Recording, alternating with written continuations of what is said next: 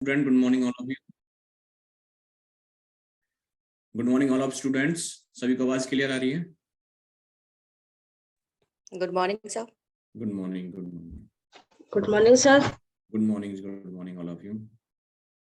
Okay, students, आज का अपने टॉपिक की ओर तक चलते हैं. थोड़ा सा टाइम हमारा इसमें निकल गया है ना. तो बच्चे, आज 4th यूनिट का हमारा जो टॉपिक है वो लेंगे हम आज रिजर्वेशन एज द एलिगेटरियन पॉलिसी. ठीक है जी, यानी कि समतावादी नीति के रूप में आरक्षण. अब ये दो जो शब्द हमने आपको बताए हैं, रिजर्वेशन और एलिगेटरियन, उनके बारे में थोड़ा थोड़ा अलग अलग देख लेते हैं कि दोनों चीजें क्या क्या होती हैं. तो सबसे पहले हम जो बात करें, जो एलिगेटरियन जो पॉलिसी है उसको हम हिंदी में कह सकते हैं समतावाद नीति या समानतावाद नीति. अब इसका सिद्धांत कहता क्या है? देखिए, इसका सिद्धांत इस बात पर जोर देता है कि प्रकृति ने सभी मनुष्यों के समान मूल्य और नैतिक स्थिति की संकल्पना पर बल देना ही इस समानतावाद नीति का मुख्य उद्देश्य माना जाता है. ठीक है, समानतावाद एक ऐसा दर्शन है, ऐसी व्यवस्था का समर्थन करती है ये कि जिसमें संपन्न और समर्थ व्यक्तियों के साथ साथ जो निर्बल हैं, निर्धन हैं और जो वंचित समूह हैं, उनके आत्म विकास के लिए और उनको अपने जीवन में उन्नति प्राप्त करने के लिए भरपूर अवसर प्रदान करना, यह समानतावाद नीति के अंदर आता है.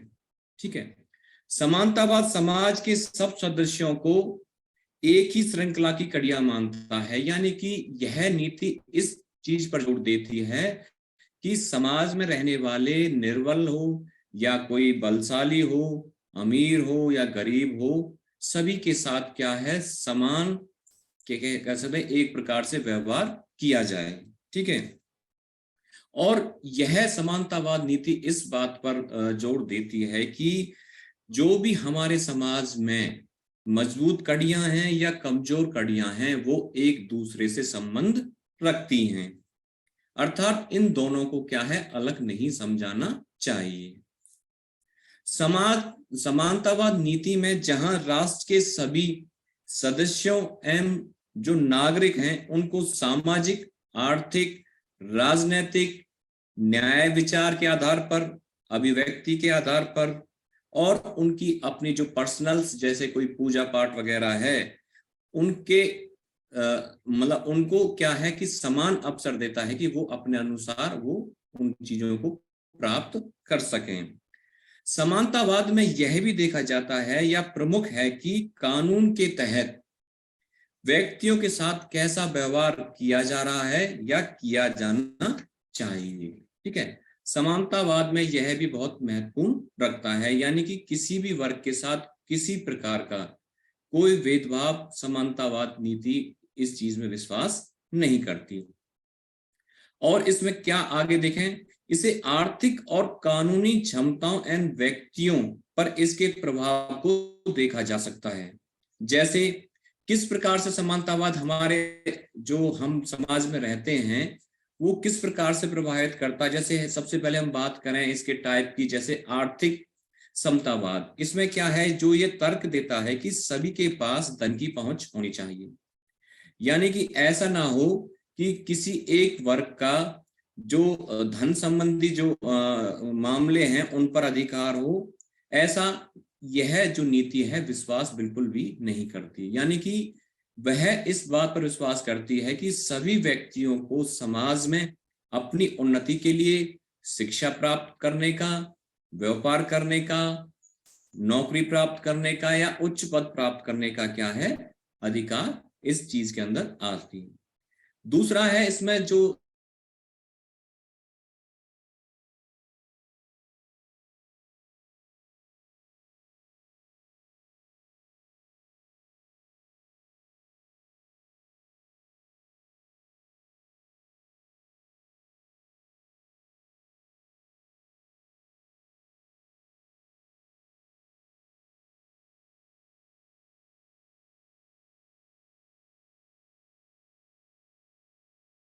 शक्तियों का क्या है कि भरपूर इस्तेमाल करता था, तो वो चीजों को जो समतावादी नीति है वो इन चीजों पर विश्वास नहीं करती थी. आगे इसमें जो तीसरा जो इसका पार्ट है वो है नैतिक समतावाद। इसमें क्या है कि सभी मनुष्य को, जो भी अन्य वर्ग के लोग हैं, समान संस्कार या सम्मान जो उनका प्राप्त होना चाहिए, वो इस नीति के अंतर्गत आता है। वो इस चीज में विश्वास करते हैं कि सभी व्यक्तियों को क्या है कि अपने उनके जो पर्सनल जो चीजें हैं वो क्या है, सबको स्वतंत्रता उसके प्रति होना चाहिए, और किसी भी प्रकार का जो मानव अधिकार है उनका हनन नहीं होना चाहिए। ठीक है। इसी में जो नेक्स्ट पार्ट आता है उसका है राजनीतिक समानतावाद, यानी कि जो लोग राजनीति समतावाद में विश्वास करते हैं वे लोकतंत्र का समर्थन करते हैं। अर्थात जो लोग इस कानूनी समतावाद की नीति में विश्वास करते हैं वो लोकतंत्र में उनका क्या है, अटूट विश्वास पैदा होता है, और इसमें किसी भी संप्रदाय, नस्लीय संप्रदाय के लोगों के साथ कोई भेदभाव नहीं किया जाता। ठीक है।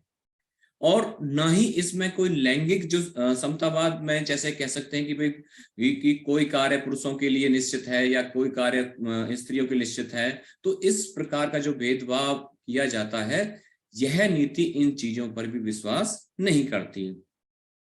इस प्रकार हम कह सकते हैं दूसरे शब्दों में कि जो समतावाद है यानी कि समानतावाद जो नीति है वह एक प्रकार से लोकतांत्रिक, न्यायसंगत, निष्पक्षता पर अधिक बल देती है।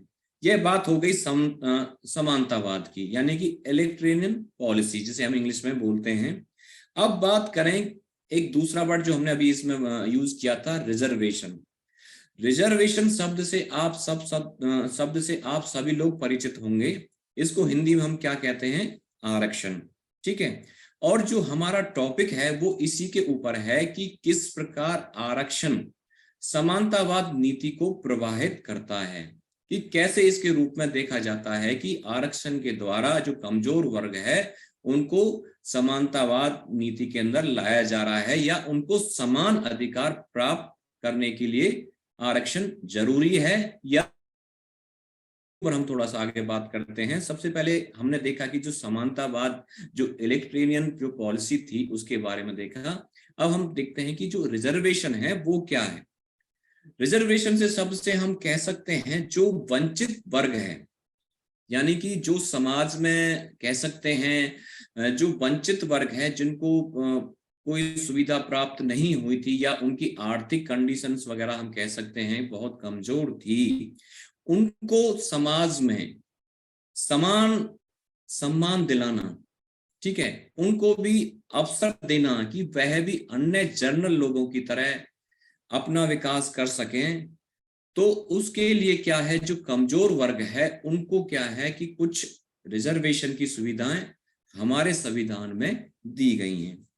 देखिए, प्रत्येक व्यक्ति जो समाज में रहता है वह चाहता है कि उसको भी क्या है, और व्यक्तियों की तरह सम्मान मिले, और व्यक्तियों की तरह उसकी आर्थिक स्थिति अच्छी हो, और व्यक्तियों की तरह ही उसके बच्चे अच्छे स्कूलों में पढ़ें, और व्यक्तियों की तरह ही उसको जो प्राप्त होते हैं वो भी उसको प्राप्त हों।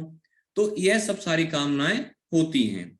तो हम कह सकते हैं कि जो रिजर्वेशन है, यानी कि चाहे वह एक ट्रेन में यात्रा करने से लेकर हो, या अस्पताल में कोई अपनी चिकित्सा से रिलेटेड कोई प्रॉब्लम्स को वहां पर करने के लिए जो रिजर्वेशन चाहिए, या नौकरी या कोई पद प्राप्त करने का, या किसी भी प्रकार का लोकतंत्र में चुनाव लड़ने का क्यों ना हो, वह सब विश्वास करता है कि उसको भी आरक्षण मिले ताकि वह अपना संपूर्ण विकास कर सके। देखिए, भारतीय संविधान जब 1950 में लागू हुआ था, तो जब संविधान बनाया जा रहा था तो अनुच्छेद 46 में यह प्रावधान किया गया कि राज्य समाज के कमजोर वर्गों की सुरक्षा करेगा, उनकी देखभाल करेगा, विशेषकर अनुसूचित जाति और अनुसूचित जनजाति का, और उनके शैक्षणिक अधिकार और उनके आर्थिक हितों का ध्यान रखेगा। यह सब इस आर्टिकल 46 में लिखा गया, यानी कि वर्णित किया गया। और आगे क्या करेगा, उन्हें सामाजिक अन्याय एवं सभी प्रकार के शोषणों से संरक्षित करेगा, यानी उनको प्रोटेक्ट करेगा। देखिए, हम आप लोग सुनते हैं कि पहले क्या है कि जो अनुसूचित जातियां थी, जनजातियां थी, उन पर क्या है कि कई प्रकार के क्या है, उन पर कह सकते हैं एक प्रकार से कि भाई उनका जो शोषण किया जाता था, उनको क्या है कि भाई बहुत ही निम्न श्रेणी की सुविधाएं प्राप्त थी। ठीक है, आपने पढ़ा हुआ कि भाई 4 वर्गों में बटा हुआ था समाज, जिसमें सबसे नीचे जो शूद्र वगैरह का स्थान था, जो आप पढ़ते हैं हिस्ट्री में। तो इन लोगों को क्या है कि वो सुविधाएं प्राप्त नहीं थी। आगे चल के धीरे धीरे जब इस समस्या को देखा गया कि भाई जो बिल्कुल निचली श्रेणी में जो लोग आते हैं, जिन्हें किसी भी प्रकार की जो सुविधा है वो प्राप्त नहीं है, ना तो उनको एजुकेशन प्राप्त करने का ही अधिकार था, ना ही कोई उनकी आर्थिक स्थिति के बारे में कोई सोचता था। तो संविधान जब बनाते समय इस चीज को बहुत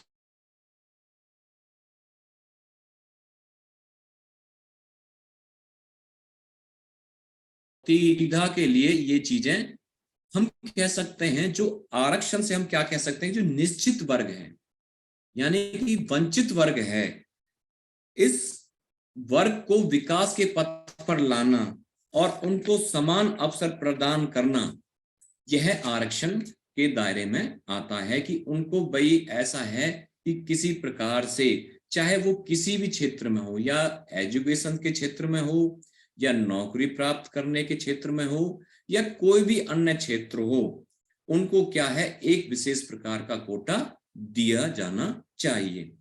देखिए, आरक्षण की जो समस्या है वो कई प्रकार, जैसे कि आप देखते हैं कि पिछले कई सालों से आपने अखबारों में भी पढ़ा होगा और इसके बारे में सुना होगा कि भाई कई जो समाज हैं, कई जाति के लोगों के द्वारा किया जा रहा है। जैसे आपने सुना होगा कि अभी कुछ समय पहले एक मराठा, महाराष्ट्र में जो मराठा समुदाय था, अपने आप को जो वंचित वर्ग में शामिल करने के लिए उन्होंने क्या किया था, आंदोलन किया था। अभी हाल ही में अपने हरियाणा में भी जाटों के द्वारा भी यह चलाया गया था आंदोलन कि उनको भी क्या है कि ओबीसी के अंदर डाला जाए। गुजरात में धनी पाटीदारों द्वारा आंदोलन किया हुआ आपने भी पढ़ा होगा। और राजस्थान में गुर्जर संप्रदाय के लोगों के द्वारा भी क्या है कि समय समय पर क्या है अपने आप को ओबीसी में शामिल करने के लिए लगातार क्या है संघर्ष किया जा रहा है। ठीक है, अगर हम भारत में अपने भारतवर्ष की बात करें तो इसमें अगर आरक्षण रिजर्वेशन की बात करें कि वो कहां से किस प्रकार से स्टार्ट हुआ, कि भाई क्यों, जैसे हमने बताया कि क्यों इसकी जरूरत पड़ी थी, इसका प्रावधान हमें जब हमारा संविधान लागू हुआ था उस दौरान इसमें आर्टिकल्स वगैरह में इनका वर्णन किया गया, लेकिन इसकी शुरुआत कहां से हुई। तो सबसे पहले हम कह सकते हैं जो आरक्षण की जो शुरुआत है भारत में 1882 में जब हंटर आयोग का गठन हुआ था, उस दौरान इस आरक्षण की शुरुआत की गई। उस समय जो विख्यात समाज सुधारक थे महात्मा ज्योतिराव फूले जी ने, उन्होंने क्या कहा था कि जो सभी जो शिक्षा है वो निशुल्क होनी चाहिए और अनिवार्य होनी चाहिए, और सरकार की जो नौकरियों में आरक्षण की व्यवस्था हो। तो सबसे पहले उन्होंने क्या किया था, इस प्रकार की बातों को उन्होंने सरकार के सामने रखा था। किसने रखा था, हमारे समाज सुधारक ज्योतिराव फूले जी ने। फिर 1909 में और 1919 में भारत सरकार अधिनियम के द्वारा इसमें आरक्षण का प्रावधान कुछ हद तक किया गया कि जो वंचित वर्ग है उनको क्या है कि कुछ आरक्षण दिया जाए, शिक्षा के क्षेत्र में या जो भी क्षेत्र हैं उन सब में क्या है उस वर्ग को क्या है रिजर्वेशन दिया जाए। फिर 1921 में जब मद्रास प्रेसिडेंसी ने जातिगत सरकारी आज्ञा पत्र जारी किया, जिसमें उन्होंने क्या कहा कि जो गैर ब्राह्मण हैं उनके लिए 44%, ब्राह्मणों के लिए 16% और मुसलमानों के लिए 16% और भारतीय एंग्लो ईसाइयों के लिए 16% तथा अनुसूचित जाति और जनजातियों के लिए 8% उन्होंने क्या किया था, आरक्षण की व्यवस्था की गई थी। उसके बाद 1935 में ही भारतीय राष्ट्रीय कांग्रेस ने प्रस्ताव पास किया, जो कि पूना समझौता हम कह सकते हैं। आपने पढ़ा होगा हिस्ट्री बारे में कि इसमें जिसमें दलित वर्ग के लिए अलग निर्वाचन क्षेत्र और सरकारी नौकरियों में क्या उनके आरक्षण की मांग की गई कि भाई उनको क्या है सरकारी नौकरियों में एक निश्चित कोटा प्रदान किया जाए, ताकि जो वंचित वर्ग और जो निर्बल वर्ग है, जो अनुसूचित जातियां और जनजातियां हैं, उनको भी क्या है वहां पर नौकरियां या पद प्राप्त हो सके। ठीक है। फिर 1942 में भारत रत्न BR अम्बेडकर जी द्वारा अनुसूचित जनजातियों के समर्थन के लिए एक अखिल भारतीय दलित वर्ग महासंघ की स्थापना की गई। ठीक है। उसके बाद जनवरी 1950, 26 जनवरी 1950 को जब हमारा संविधान लागू हुआ, तो इसमें पिछड़े वर्ग और अनुसूचित जनजाति और जाति की उन्नति के लिए विशेष धाराएं जोड़ी गई। जैसे हमने अभी बात करी थी, जैसे आर्टिकल 46 इसमें आप पढ़ेंगे तो उसके बारे में है, जो बिल्कुल ही सारा रिजर्वेशन के बारे में उसमें दिया गया है। ठीक है। फिर 1953 में सामाजिक और शैक्षणिक रूप से पिछड़े वर्ग की स्थिति का मूल्यांकन करने के लिए एक मंडल आयोग यानी काकलेकर आयोग की स्थापना की गई, जिसने निम्न जातियों के बच्चों के लिए जो क्या है रिजर्वेशन किस प्रकार का होना चाहिए, उस प्रकार की व्यवस्था को उन्होंने देखा। आगे 1979 में मंडल आयोग की स्थापना की गई। ये दोनों ही मंडल आपको ध्यान रखने हैं कि ये दोनों ही क्या है, रिजर्वेशन पॉलिसी से रिलेटेड थे। यानी कि उन्होंने यह देखा था कि भाई जो भारतवर्ष में वंचित वर्ग हैं, अनुसूचित जातियां हैं, जनजातियां हैं, उनकी आर्थिक स्थिति को सुधारने के लिए, उनको भी अन्य जर्नल के समान सुविधाएं देने के लिए, तो उन्होंने क्या है कि इस प्रकार की जो अपनी कुछ रिकमेंडेशन जो सरकार के सामने रखी थी। ठीक है। उसके बाद 1991 में जब नरसिंहा राव सरकार थी, तो उन्होंने क्या किया था, जो गरीब वर्ग के लोग थे उनके लिए 10% अलग से आरक्षण की घोषणा की गई थी नौकरियों में। वर्ष 1992 में देखिए कोई कार्य होता है तो उसके लिए क्या होता है कि उसके खिलाफ कुछ लोग खड़े भी हो जाते हैं। जब आरक्षण की मांग चारों तरफ होने लगी तो 1992 में आरक्षण को चुनौती भी दी गई। लेकिन एक केस आपने सुना होगा जो कि इंदिरा साहनी वेस्ट स्टेट्स था, जब उसमें सर्वोच्च न्यायालय ने जो पिछड़े वर्गों के लिए आरक्षण को क्या है बिल्कुल ही सही ठहराया। यानी कि सुप्रीम कोर्ट ने भी माना कि भाई जो निर्बल वर्ग है उनको क्या है आरक्षण दिया जाना चाहिए। और अभी हाल में ही आपने देखा होगा, निर्बल वर्ग के साथ साथ जो आर्थिक रूप से कमजोर सामान्य श्रेणी के जो भी पात्र हैं, यानी कि जो जर्नल कैटेगरी में भी आते हैं लेकिन उनकी आर्थिक स्थिति बहुत कमजोर है, उनको भी हाल में ही जो केंद्र सरकार है उनके द्वारा क्या है 10% रिजर्वेशन की बातें चल रही हैं। ठीक है। यह पहली बार होगा जब देश में सामान्य श्रेणी के जो पात्र अधिकारी हैं, जो उसके लिए मतलब कंडीशन रखते हैं, उनको भी क्या है नौकरियों में 10% क्या है उनको दिया जा रहा है, रिजर्वेशन दिया जा रहा है। देखिए एक इंपॉर्टेंट फैक्ट हमको समझ लेना चाहिए, जब जस्टिस बेला एम त्रिवेदी ने आरक्षण पर संविधान निर्माताओं की भावना को जब याद दिलाया था, जो सुप्रीम कोर्ट के ये अधिवक्ता थे, तो उन्होंने कहा था कि जब उन्होंने कहा कि ये तब क्या सोचा गया होगा कि जब 75 साल बाद होने के बाद भी, जब हमारा संविधान पूरा बनाया गया था 1950 में, उसके 76 साल हो जाने के बाद भी हम आरक्षण की जो नीतियां हैं उस पर पूर्ण रूप से सफल नहीं हो पाए हैं। ठीक है। और जो लक्ष्य संविधान निर्माताओं ने उस दौरान रखे थे कि भाई कुछ समय के लिए रिजर्वेशन देके जो हमारे समाज में और देश में जो गरीबी है उनको क्या है कि बिल्कुल हटाया जा सके, लेकिन उसमें हम पूर्ण रूप से सफल नहीं हो पाए हैं। तो सुप्रीम कोर्ट ने कहा था कि हमें इस रिजर्वेशन प्रणाली पर फिर से एक नए सिरे से क्या है इस पर विचार करने की जरूरत है। ठीक है। देखिए उस समय डॉक्टर जो भीमराव अंबेडकर थे, जो ड्राफ्टिंग कमेटी के जो उस टाइम चेयरमैन थे जब हमारा संविधान लागू हुआ था, तो उन्होंने एक बात बहुत ही इंपॉर्टेंट कही थी कि भाई जो आरक्षण है वो अभी लगभग 10 साल के लिए लागू किया जाना चाहिए। यानी कि बहुत ही बड़ी बात उन्होंने कही थी कि जब देश आजाद हुआ था, जब संविधान लागू हुआ था हमारे देश का, तो उन्होंने एक बात कही थी कि जो हमारी रिजर्वेशन पॉलिसी है वो अगले 10 सालों के लिए होनी चाहिए और फिर उसमें कुछ जरूरत पड़ने पर मॉडिफाई होना चाहिए उसमें। लेकिन उन्होंने ये कहा था कि अगर यह व्यवस्था कई दशकों तक लागू होती है तो वह एक निजी स्वार्थ माना जाना चाहिए। यानी कि उन्होंने माना था कि भाई जो रिजर्वेशन है वो सदा के लिए नहीं होना चाहिए। यह सिर्फ उन्होंने जब रिजर्वेशन, जब संविधान हमारा लागू हुआ था, जो वंचित वर्ग था उनकी उन्नति के लिए 10 साल का उन्होंने समय मांगा था कि 10 साल के लिए इस पॉलिसी को लागू किया जाए, रिजर्वेशन पॉलिसी को लागू किया जाए। आगे अगर जरूरत पड़ती है तो उसमें मॉडिफाई करके उसको क्या है बढ़ाया जाना चाहिए। लेकिन बड़े ही दुख की बात है कि आज हमारा जो देश है उसको आजाद हुए काफी समय हो गए हैं, लेकिन आज तक भी इस पॉलिसी पर अभी कोई पुनर्विचार नहीं किया गया है।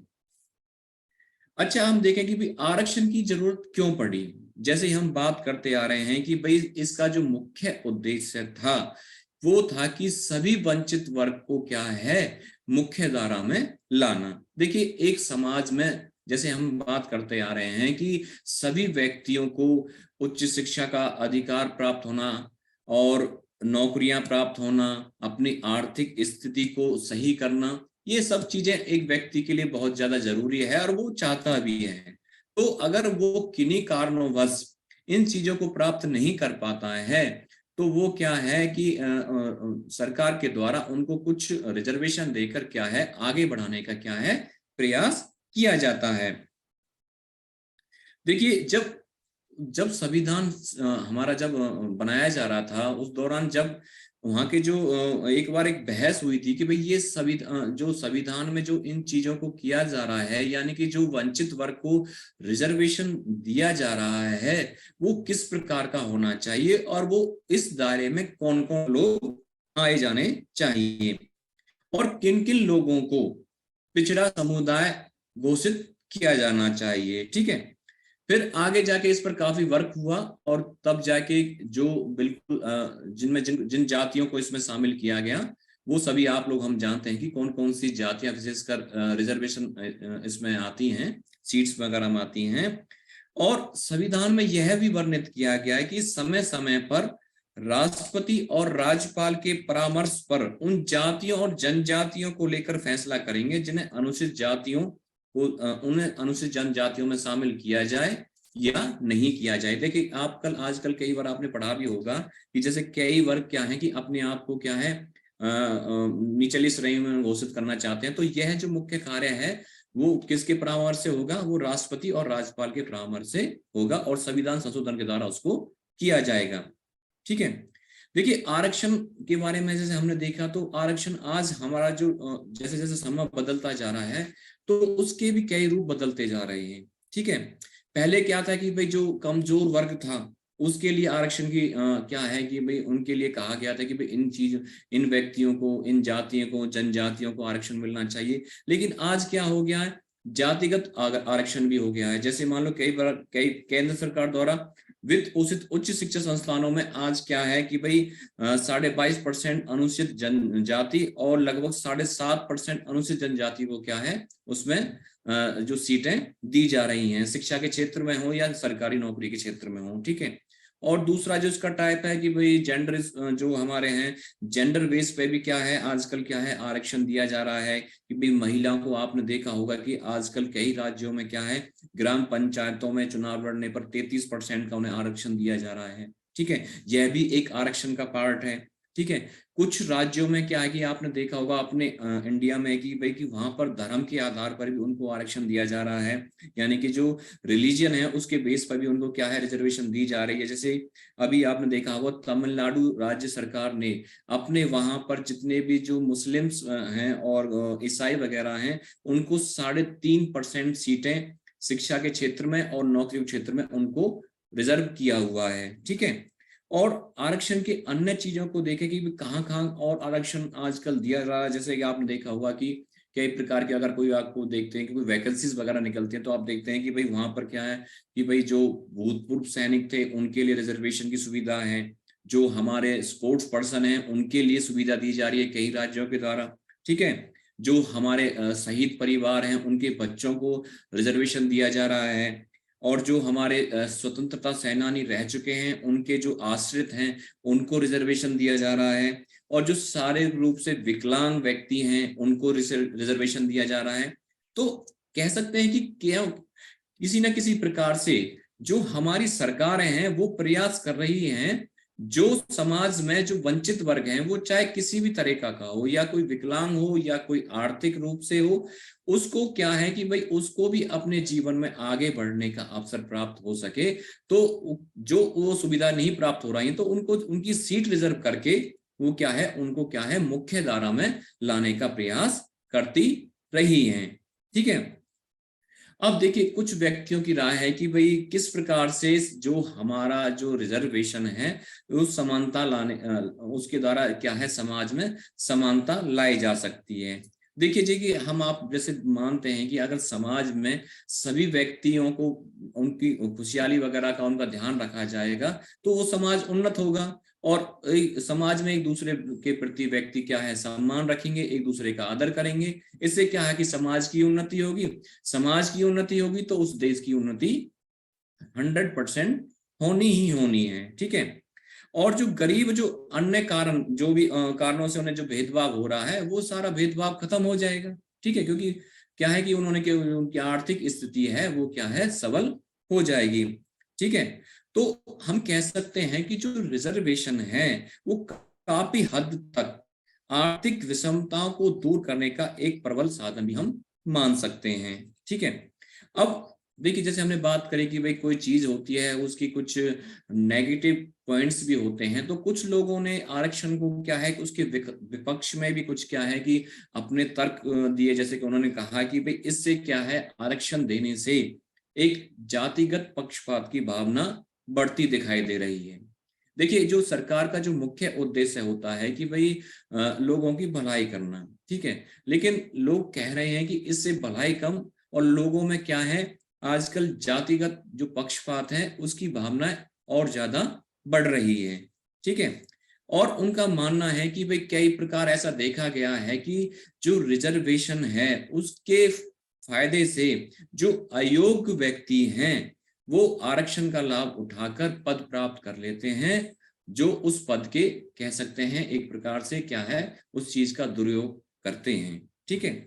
इस प्रकार का भी कई लोगों का मानना है, और इसमें उन व्यक्तियों के साथ बड़ी अनदेखी होती है जो इस पद के बहुत ही कह सकते हैं एक प्रकार से योग्य थे, लेकिन वो रिजर्वेशन होने के कारण वह प्राप्त नहीं कर पाते, तो और वह लाभ से वंचित रह जाते हैं। तो इस प्रकार का भी कुछ लोगों का मानना है, और कई लोगों का मानना है कि भाई इस रिजर्वेशन से भारतवर्ष में वर्तमान जो स्थिति का इसी का परिणाम है कि देश में धर्म जाति और संप्रदाय के रूप में काफी विषमता आने लगी है या आ गई ये है। यद्यपि हम कह सकते हैं जो आरक्षण की जो नीति है उसका जो मूल उद्देश्य है वो वर्ग विशेष की आर्थिक स्थिति को सुधारना और समाज में शैक्षणिक सुविधाएं देकर जो निम्न वर्ग है जो वंचित वर्ग हैं उनको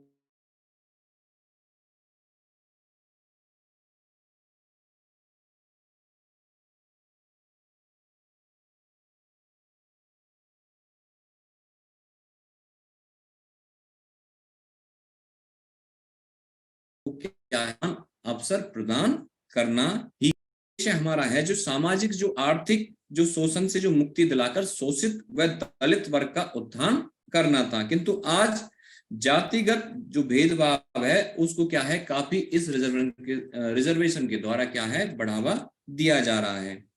तो कुछ विशेषज्ञों ने क्या है कि इसका कुछ सुझाव भी दिए हैं कि भाई रिजर्वेशन को काफी हद तक अगर उसको सही दिशा में क्या है कि अगर लागू किया जाए तो इसका रिजर्वेशन का फायदा जो इसके मुख्य हकदार हैं उनको मिल सकता है। जैसे उन्होंने कहा है कि जो जाति आधारित जो आरक्षण है उसकी बजाय क्या है, जो आर्थिक रूप से कमजोर वर्ग हैं उनको दिया जाना चाहिए। ठीक है। और जो वर्ग अपनी आर्थिक स्थिति में, यानी कि जो निर्बल वर्ग है जिसको रिजर्वेशन दिया गया था, अगर उसकी आर्थिक स्थिति अच्छी हो चुकी है तो उसे स्वेच्छा से क्या है कि अपनी रिजर्वेशन कैटेगरी को क्या है, उसको त्याग करना चाहिए। और जो इस कैटेगरी में, रिजर्वेशन कैटेगरी में करदाता हैं, उसका लाभ जो उनके बच्चों हैं उनको नहीं प्रदान किया जाना चाहिए। देखिए, आज के लिए इतना ही। अतः हम कह सकते हैं कि आरक्षण का जो मुख्य उद्देश्य है वो वंचित वर्ग को, उनको क्या है, सारी सुविधाएं प्राप्त कराना है।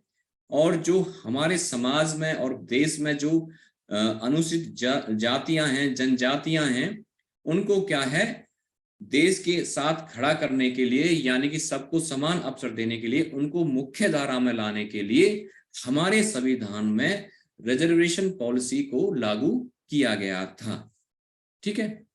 तो स्टूडेंट्स, आज के लिए इतना ही। होप आज का टॉपिक आपको कुछ क्लियर हो गया हो। आप थोड़ा सा बुक्स में देखेंगे तो आपको ये और ठीक तरह से क्लियर हो जाएगा। ठीक है। तो इस विषय से रिलेटेड कोई बच्चा अपना कोई